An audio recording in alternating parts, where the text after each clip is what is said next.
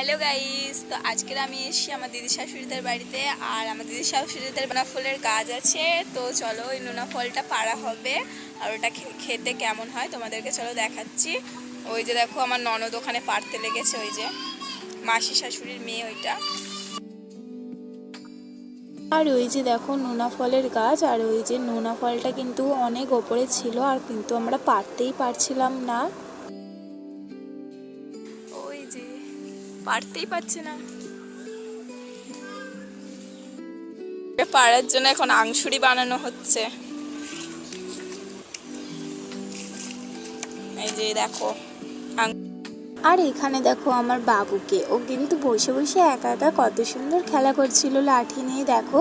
আর ও কিন্তু এক পা দুপা করে এখন হাঁটতেও শিখেছে। আর ও ছাগল নিয়ে বেশি খেলা করতে ভালোবাসে, এখানে আসলে শুধু ছাগল নিয়েই খেলা করে। দেখো কেমনভাবে দাঁড়িয়ে দাঁড়িয়ে লাঠি নিয়ে খেলা করছে। দড়ি দিয়ে এটাকে এখন বাঁধা হবে, তারপরে আংশুরি হবে।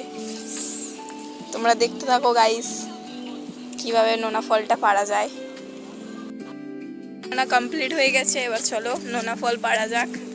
তোমরা দেখতে থাকো, খেতে কেমন হয় তোমাদেরকেও সেটা দেখাচ্ছি।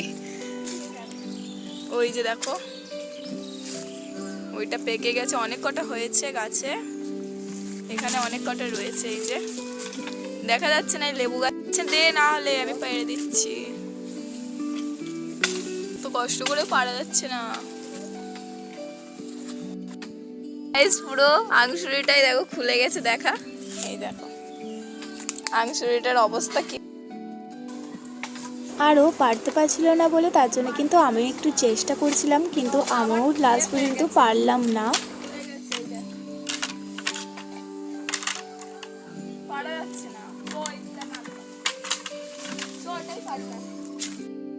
দেখাচ্ছে দাঁড়া, এই যে দেখো, এই যে নোনা ফল, তোমরা হয়তো অনেকে দেখেছো নোনা ফল। এই দেখো এরকম দেখতে হয় ঠিক। আর এটা পারতেই পারছি না, অনেক দূরে রয়েছে, আর আংশুরি বারবার ছিঁড়ে যাচ্ছে, তার জন্য কিন্তু পারতে পারছি না। দেখো এগুলো এখনো পাকেনি, এখনো অনেক শক্ত, ওই জন্য এইগুলো পারা যাচ্ছে না। এই দেখো পুরো হাতের কাছেই আছে। কষ্ট করার পরে এই যে দেখো পেরেছে, এই যে অনেক কষ্ট করার পরে। আর আমার ছেলে দেখো প্রচন্ড। এই যে চলো এবার এর ভেতরটা কেমন দেখতে হয় তোমাদেরকে দেখাচ্ছি। ও দাঁড়াও, হ্যাঁ তুই নে, ওরই আগে প্রয়োজন। দেখো এই দেখো, আসো আসো চলে আসো। ওই দেখো নোনা ফল নিয়ে হাঁটতে লেগেছে, এই দেখো।